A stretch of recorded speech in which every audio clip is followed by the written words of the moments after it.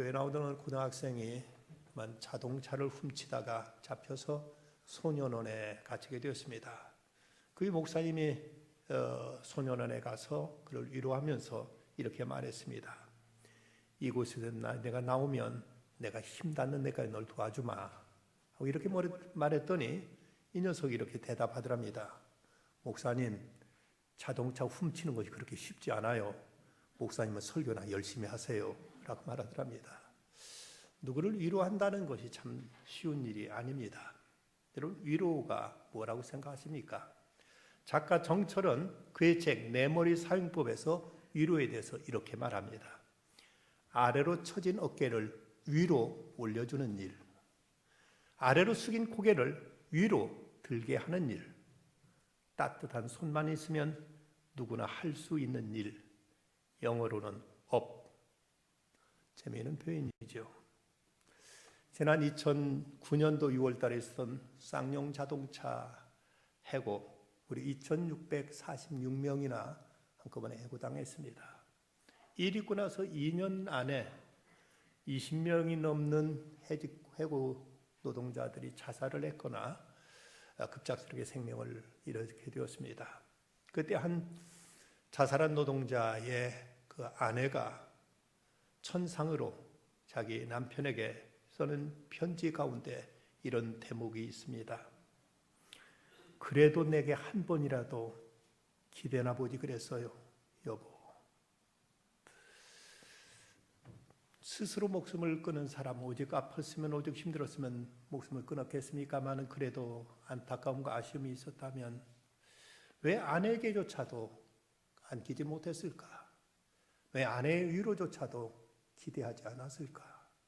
그렇게만 했더라면 어쩌면 그는 지금도 가족과 함께 아내의 남편의 자리, 그리고 아이들의 아버지의 자리를 그대로 지키고 있었을 텐데 하는 이런 안타까운 마음을 갖게 됩니다.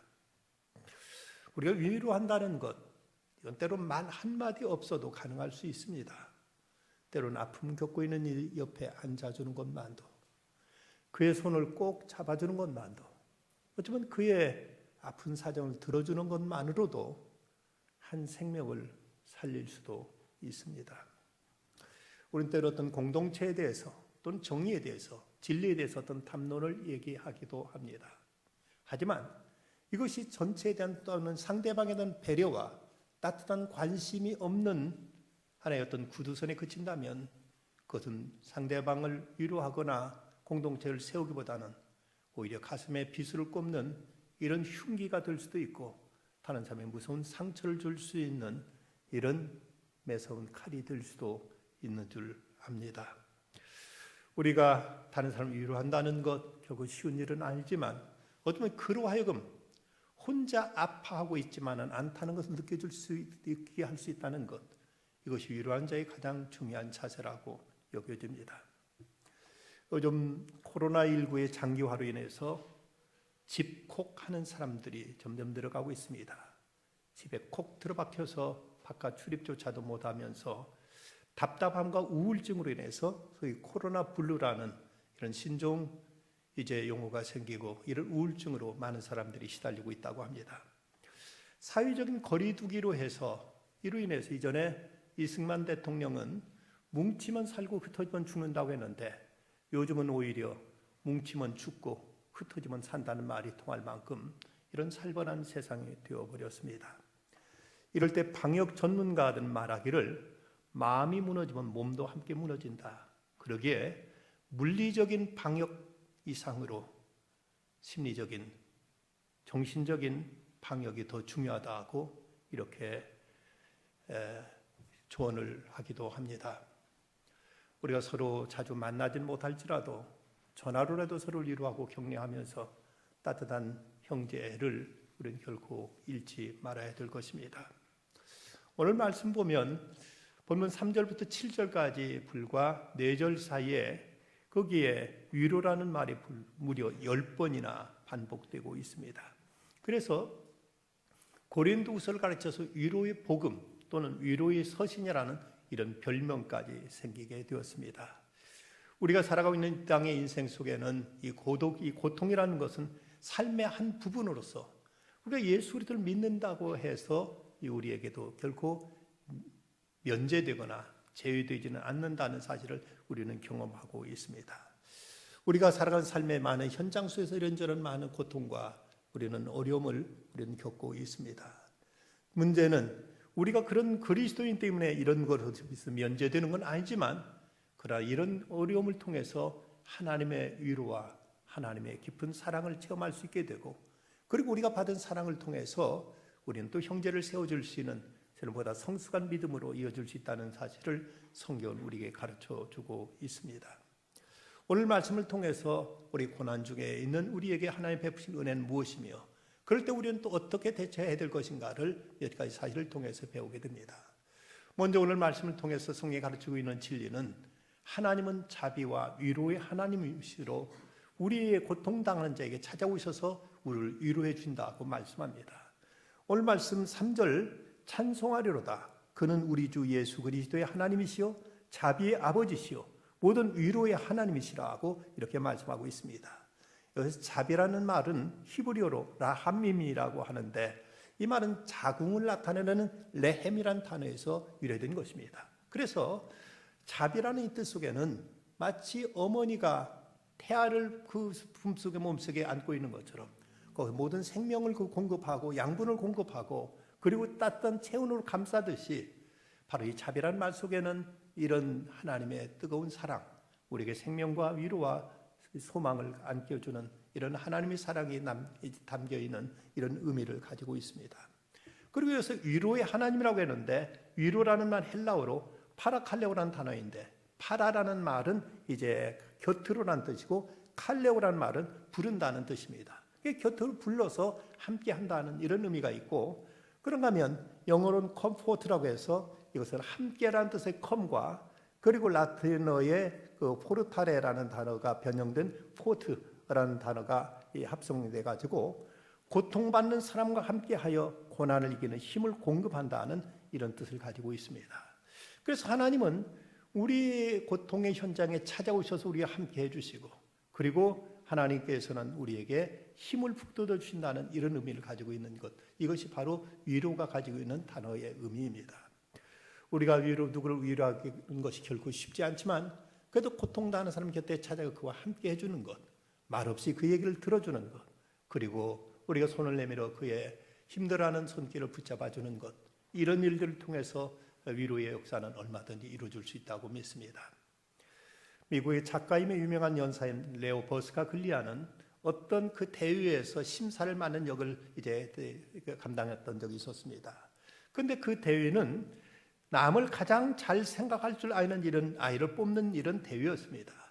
여기서 불과 9살밖에 안 되는 어린 남자아이가 여기서 이제 우수한 아이로 선정되었는데, 이 아이가 선정된 것은 그 주변에 그 이웃집에 아내를 잃은 할아버지가 계셨습니다. 그런데 그 집에 가서 할아버지를 아주 이 어린아이가 가서 따뜻하게 위로를 해드리고 왔습니다. 어머니가 그 아이에게 물었습니다. 너는 그 할아버지한테 가서 어떻게 할아버지를 위로드렸느냐 하고 이렇게 물었습니다. 근데 아이가 대답한 말이에요. 저는 아무것도 안 했어요. 그냥 그 집에 가서 할아버지 무릎에 앉아서 할아버지 우는 것을 도와드렸어요 라고 말하더랍니다. 아이가 한 것은 아무것도 없었지만 할아버지 무릎 위에 앉아서 할아버지 울 때 함께 울면서 같이 슬픔을 나눴던 것이 그 할아버지에게는 말할 수 없는 위로가 되었던 것입니다. 오늘 말씀에 보면 하나님은 자비의 아버지시요 모든 위로의 하나님이라고 말씀합니다. 그런데 그러기에 앞서 하나님에 대해서 그는 우리 주 예수 그리스도의 하나님이시라고 이렇게 소개하고 있습니다. 그런가 하면 그 앞에 5절에 보면 그리스도의 고난이 우리에게 넘친 것 같이 우리가 받는 위로도 그리스도로 말미암아 넘친다고 말씀하면서 그리스도의 고난을 언급하고 있습니다. 그렇다면 이 말씀은 고난받은 그리스도의 아버지 하나님이라는 이런 이제 논리로 전개될 수가 있습니다. 여기서 하나님이 우리에게 자비와 위로의 하나님이 되신다는 사실은 바로 고난당하신 예수 그리스도의 아버지로서 하나님께서 그토록 큰 고난과 아픔을 겪으신 분이라는 사실을 여기서 암시하고 있습니다. 하나님은 어떤 고통을 겪으셨습니까? 당신의 독생자 예수 그리스도께서 십자가에 못 박히려 피 한 방울 물 한 방울 남김없이 흘리시면서 나의 하나님 어찌하여 나를 버리십니까 하고 절규하셨던 그 모습을 지켜보셔야 했던 하나님은 얼마나 비통하셨겠는가. 그 고통을 겪으신 하나님께서 우리가 겪는 고난의 현장에 찾아오셔서 우리를 위로해 주신다는 사실입니다. 미국의 저명한 시인인 니콜라스 월터 스트로프는 25살 된 그의 똑똑한 아들 에릭이 알프스의 등산 갔다가 추락했을 때 이런 시를 쓰게 됩니다. 잘못됐다. 아주 잘못됐다. 부모보다 먼저 죽는 자식들은 정말 못된 자식들이다. 어떻게 너를 땅에 묻을 수 있느냐. 부모는 과거에 속하고 아이들은 미래에 속했는데 어떻게 나의 미래, 나의 영혼을 땅속에 묻을 수 있느냐. 너를 보지 않고는 미래를 볼 수 없고 너와 얘기하지 않고는 미래를 알 수 없으니 오늘 내가 너를 묻는 것이 아니라 내가 나를 묻는 것이다. 옛 사람들은 부모가 돌아가시면 산에 묻는데 자식이 죽으면 가슴에 묻는다고 했는데 바로 자식이 죽는 그 고통을 겪으셨던 하나님, 그 하나님께서 우리 모든 고난의 자리에 찾아오셔서 우리를 위로해 주시고 아픔을 함께 나눠주시고 우리를 치유해 주신다고 성경은 말씀하고 있습니다. 옛날 영국의 빅토리아 여왕 시대 한 신하의 아내가 아이를 해산하다 그만 유산하게 되는 이런 고통을 겪게 됩니다.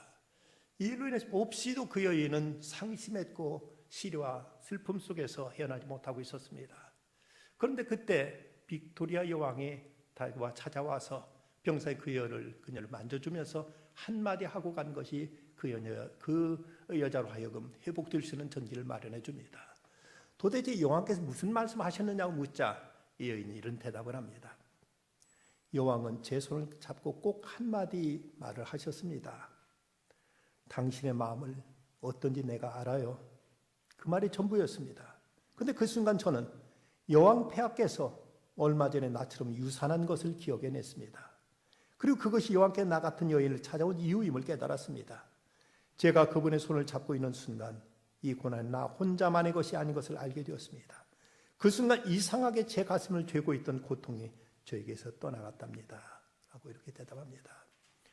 빅토리아 여왕 자신도 아이를 잃는 이런 아픔을 겪었기에 아이를 낳다 유산한 그 여인에게 찾아가서 나도 당신 마음을 잘 압니다. 라면서 손 한번 잡아준 것이 그녀로 하여금 모든 고통을 이길 수 있었던 계기가 되었다면 바로 당신의 아들 독생자가 잃어보셨던 하나님의 아픔, 그분의 상처가 바로 고난받는 우리에게 차가우셔서 우리를 위로해 주시고 우리에게 사랑으로 감싸 주신다는 사실입니다. 다음 두 번째는 하나님은 고난당하는 우리를 위로하실 뿐만 아니라 구원해 주신다고 말씀하고 있습니다. 6절 말씀, 우리가 환난당하는 것도 너희가 위로와 구원을 받게 하려는 것이요 우리가 위로를 받는 것도 너희가 위로를 받게 하려는 것이니 이 위로가 너희 속에 역사하여 우리가 받는 것 같은 고난을 너희도 견디게 하느니라고 말씀합니다.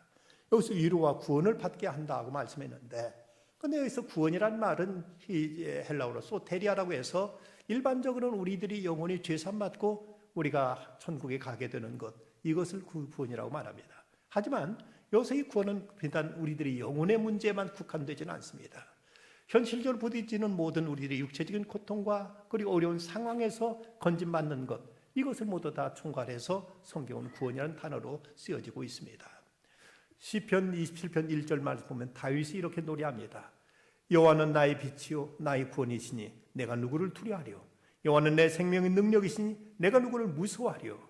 여기서 다윗은 하나님을 나의 구원이라고 말하고 있는데 여기서 다윗이 말하고 있는 구원은 내 영혼을 구원해 주신다는 그 뜻이 아니라 원수에게 그렇게 쫓기고 원수로부터 그렇게 시달리고 있을 때 하나님께 다가오셔 자기를 건져주셨고 자기를 구원해 주셨다고 이렇게 노래하고 있는 것입니다. 그렇습니다. 하나님 우리들의 영혼을 구원해 주실 뿐만 아니라 우리들의 육신과 우리들의 삶에 당하는 모든 고통과 위기에서 우리를 건져주시는 살아계신 주님이십니다. 그렇다면 그 주님 앞에 우리는 모든 고난 속에서 마땅히 아뢰고 기도해야만 됩니다. 하나님, 내가 이렇게 힘듭니다. 내가 지금 이렇게 어렵습니다. 하나님, 나를 도와주십시오. 나를 건져주십시오. 나를 구원해 주십시오 하고 이렇게 하나님께 마땅히 기도해야 될 것입니다. 어떤 시골에 살고 있는 어린아이 집 앞에 큰 그 태풍이 불어와서 집 앞에 있던 그 나무를 쓰러뜨려 버렸습니다. 아이가 집에 오다가 나무가 집 앞 가려는 걸 보고 그 나무를 옮기려고 낑낑댔지만 어린 아이 힘으로는 역부족이었습니다. 이걸 옮기지 못하고 집에 들어오자 아버지가 이한테 말합니다. 너는 내 최선을 다했느냐? 그러며 저는 제가 할 수 있는 온 힘을 다 쏟았는데 제 힘은 도저히 그것을 움직일 수가 없었어요. 넌 그래도 내가 하지 않은 것이 한 가지가 있다. 뭔데요? 제가 모든 걸 다 했는데요. 너는 아빠한테 도와달라고 하지 않았지 않느냐? 네가 그때 아빠한테 도와달라고 했더라면 너하고 나하고 힘을 합쳐 그걸 옮겼을 수 있지 않았겠느냐고 말하더랍니다. 여러분, 우리가 어려움과 역경 속에서 우리 최선을 다할 것입니다. 그런데 우리 최선 속에는 하나님께 대한 기도가 반드시 포함되어 있어야만 됩니다. 내 힘과 내 능력으로만 아니라 전능하신 하나님께서 이 문제에 개입하셔서 하나님께 우리를 건지시고 도와주시고 우리를 구원해 주시기를 우리는 기도해야 될 것입니다. 그럴 때 하나님은 우리를 위로해 주실 뿐만 아니라 우리를 구원해 주신다고 성경은 약속하고 있습니다.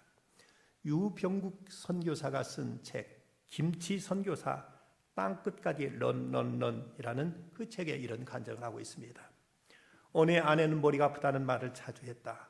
동네 병원 의사가 아내의 뇌에 종양이 있을 수도 있으니 큰 병원에 가서 정밀 검사를 받아보라고 보냈다. 그러던 자기 국제 선교회의 일정이 코앞에 다가왔다. 꼭 함께 가고 싶다고 간청하는 아내를 데리고 스페인 중부 작은 마을을 찾아갔다. 각 나라에서 온 외 선교회 국제 선교 리더 50여 명이 모였다. 그곳에서 아내의 통증은 점점 더 심해졌고 나는 고통스러운 아내를 바라보며 자책하면서 긴 밤을 지새웠다. 아침이 되어 딸이 내게 보내온 이메일을 읽었다. 편지에는 이런 내용이 있었다. 아빠, 우리에게는 예수님이 계시잖아요. 엄마를 지으시고 엄마의 병을 고치실 수 있는 예수님이 계시잖아요. 나는 그 모인 사람들에게 아내의 상태에 대해 얘기했고 모두 함께 기도하기 시작했다. 조용하면서도 간절함이 우리의 우러나오는 기도였다. 다음 날 아침 나를 부르는 아내의 목소리에 놀라 잠에서 깨어났다. 날아갈 듯 머리가 가벼워요. 절망의 수렁에서 허덕이던 못난 나를 우리에게 예수님이 계시잖아요 라는 딸의 그 한마디가 일으켜 세운 것이다. 딸아, 내 말대로 우리에게는 예수님이 계시더구나.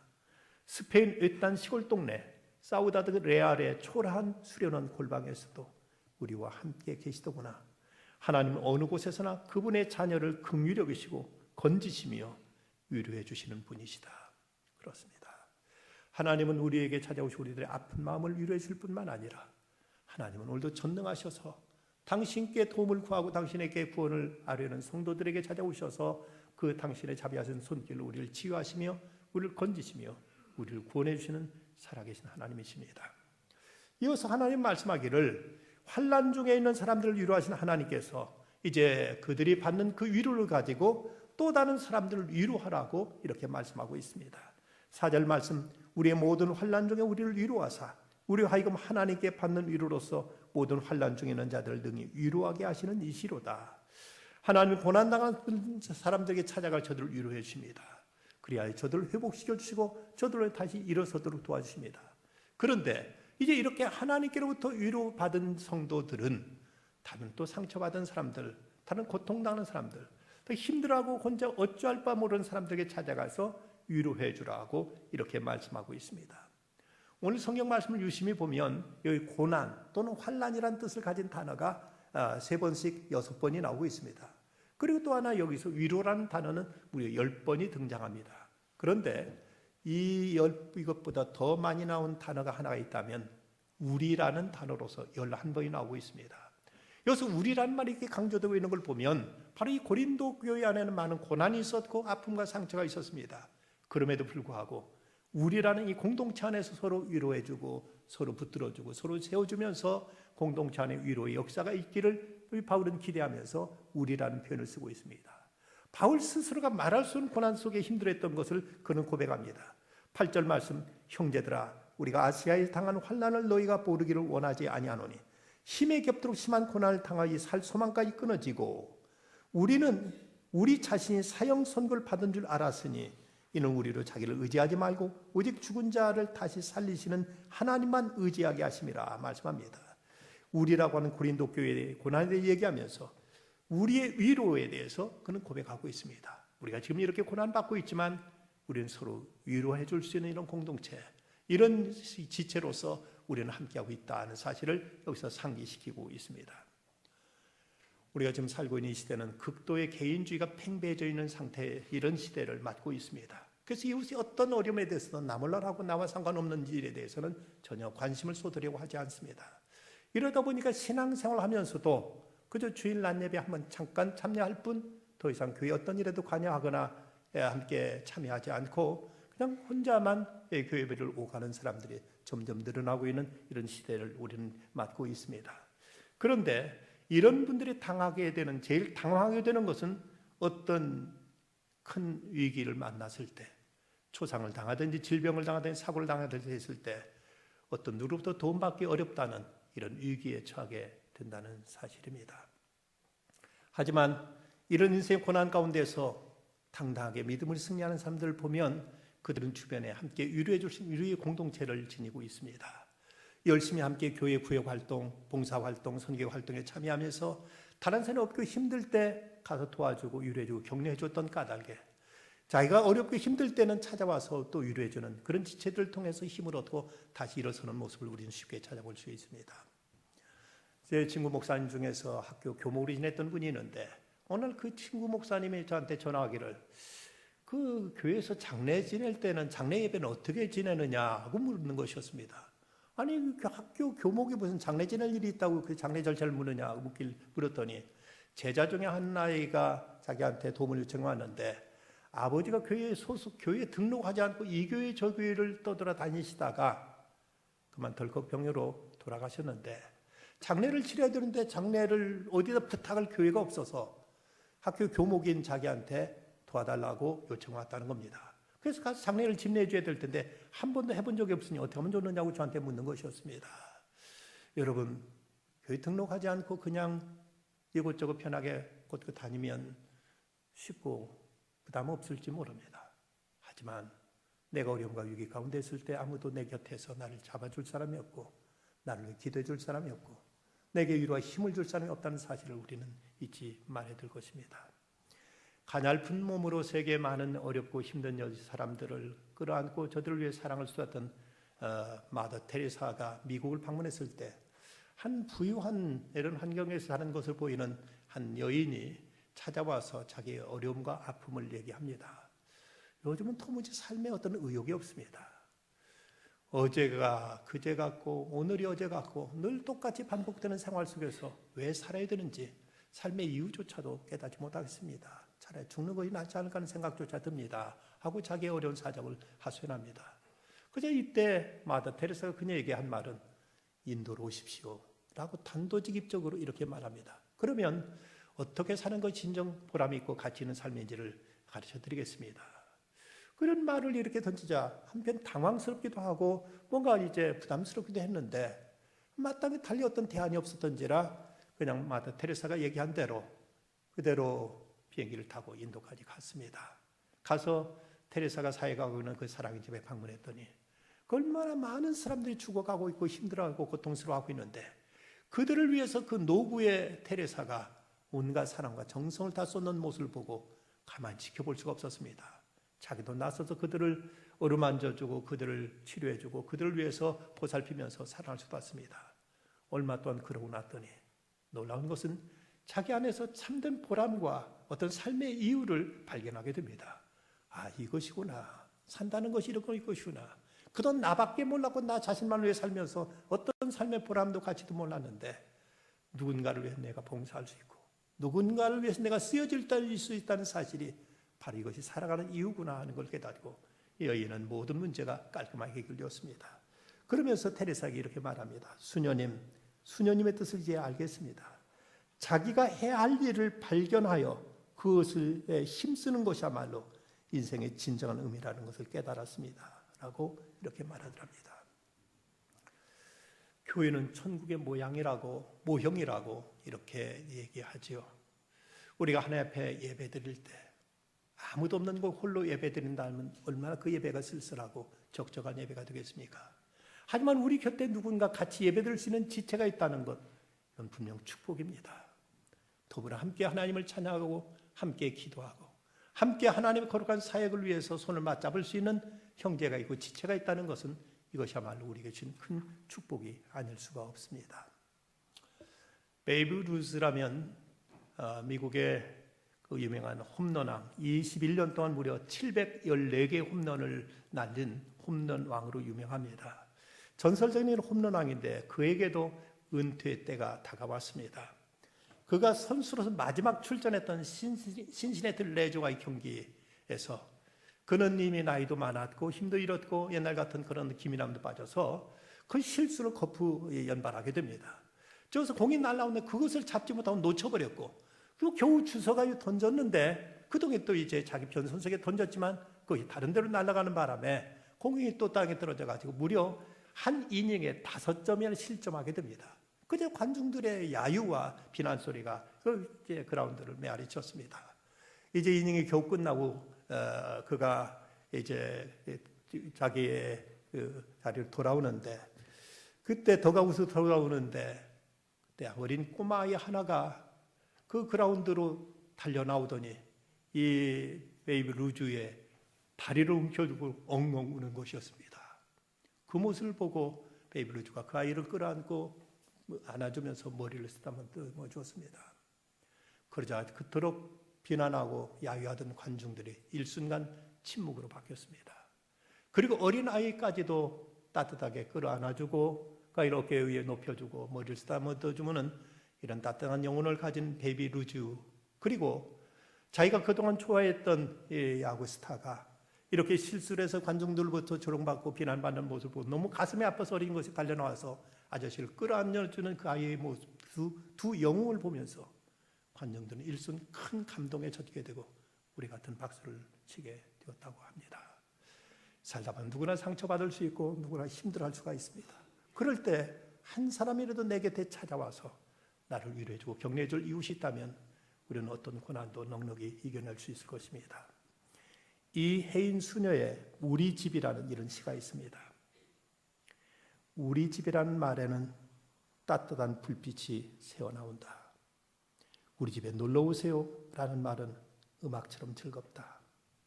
멀리 밖에 나와 우리 집을 바라보면 잠시 낯설다가 오래 그리운 마음, 가족들과 함께한 웃음과 눈물, 서로 못마땅해서 언성을 높이던 부끄러운 순간까지 그리워 눈물 글썽이는 마음. 그래서 집은 고향이 되는가 보다. 헤어지고 싶다가도 헤어지고 나면 금방 보고 싶은 사람들, 주고받은 상처를 서로 다시 위로하며 그래 고개 끄덕이다 따뜻한 눈길로 하나 되는 사람들, 이런 사람들이 언제라도 문을 열어 반기는 우리 집, 우리 집. 우리 집이란 말에는 늘 장작 타는 냄새가 난다. 고마움 가득한 송진 향기가 난다. 성경에서 집이란 세 가지 용례로 쓰이고 있습니다. 하나는 우리들의 가정을 집이라고 표현하고 있고, 하나는 내가 내 아버지 집에 있어야 될 줄 모르겠나이까 하는 예수의 말씀처럼 교회를 집으로 표현하고 있습니다. 또 하나는 내 아버지 집에 있을 곳이 많다고 말씀하신 예수의 말씀대로 천국을 집으로 표현하고 있습니다. 그렇습니다. 우리들의 가정도 우리 교회도 그리고 천국도 서로 위로해주고 격려해줄 수 있는 지체가 있고 가족이 있고 형제가 있음에 이건 낙원될 수 있습니다. 고독은 심지어 낙원에서조차도 견딜 수 없다는 이태리 속담이 있습니다만, 낙원이 낙원될 수 있는 것은 사랑하는 위로해줄 수 있는 형제가 있기 때문에 낙원이고, 그곳에 하나님 아버지가 계시기에 그곳은 천국이 될 수 있다면, 우리를 하나로 묶어주신 하나님의 위로의 공동체, 사랑의 공동체를 우리는 더욱 든든히 세워가야 되겠습니다. 어느 교회 건강하게 신앙생활을 잘하던 고 아무개 집사가 있었습니다. 근데 건강 이상이 생겨서 병원에 찾아갔던 의사가 그에게 말기암, 그리고 하여금 직장암으로 1년 6개월밖에 남지 않았다고 말합니다. 그래서 몇 차례 수술을 했는데, 그래서 좀 살아나는가, 이제 좀 회복되는가 했는데, 또 몸이 좋지 않아서 가서 또 진단을 받았더니 폐로 전이돼가지고 폐암 말기라는 또 이런 이제 충격적인 통고를 받습니다. 그런데 그에게 놀라운 것은 이렇게 그 힘든 고통의 시기에 그는 스스로 선택해서 말기암 환자들을 보살피는 호스피스 사역을 시작하게 됩니다. 그가 생명이 꺼져가는 사람들에게 찾아가면은 사람들 누구도 그렇게 따뜻하게 받아들이지 않고 냉담하게 대하는 그들에게 자기 수술 받은 자국을 보여주면서 내가 이렇게 죽을 뻔했는데 이만큼 지금 아직 살아 있습니다 하면 그때부터 마음을 열고 위로를 받게 되더라고 합니다. 그들을 위해 정성껏 보살피고 그들을 위로하는 사역을 하다가 그들 중에 이제 생명이 끊어지는 사람이 있으면 장례식까지 꼭 찾아가서 그 가족들을 위로해주고 했다고 합니다. 그는 육체적으로 고되었지만 항암 주사를 맞는 며칠을 빼놓고는 그는 어김없이 장례 봉사까지도 나갔습니다. 그에게 목사님이 찾아와서 그래 요즘 건강 좀 어떠십니까? 하고 이게 묻자 이분이 대답한 말은 이것이었습니다. 아직도 제가 도와야 될 환자가 있고 섬겨야 될 가정이 있어서인지 하나님이 저를 여전히 살게 하시네요. 그에게 주신 사명이 있어서 하나님은 그의 꺼져가는 생명도 지켜주셨고 그를 붙드시고 도우셨던 것입니다. 무려 쉬운 한 번이나 항암 치료를 받은 그는 한 명의 암 환자라도 위로해주고 주님께로 이끄는 것이 얼마나 소중한지를 알고 그 소망을 붙들고 지금까지도 살고 있다고 이렇게 간증하고 있습니다. 봄이 없다면 겨울을 어떻게 견디랴? 겨울이 없다면 어찌 봄이 아름다우랴? 라는 말이 있습니다. 우리에게 분명 겨울이 시련이 있지만 그러나 머지않아 봄은 다가옵니다. 봄이 봄될 수 있는 것은 모진 겨울을 지났기 때문에 봄은 아름다운 것이고 봄은 한없이 소망스러운 것입니다. 오늘 이사야서 말씀 너희 하나님이 이르시되 너희는 위로하라 내 백성을 위로하라 너희는 예루살렘의 마음에 닿도록 말하며 그것에 외치라 그 노역의 때가 끝났고 그 죄악이 사함을 받았느니라. 기도하십시다. 자비로우신 아버지 하나님 오늘도 주 앞에 예배할 수 있도록 부르시고 세우심을 감사합니다. 살아가면서 겪는 많은 고통과 아픔 속에 주님은 이제까지도 위로해 주셨고 죄를 지켜주셨습니다. 앞으로도 무슨 일 만날지 저희는 다 미처 알지 못하지만 위로의 하나님이 함께 하신다면 이겨내겠습니다.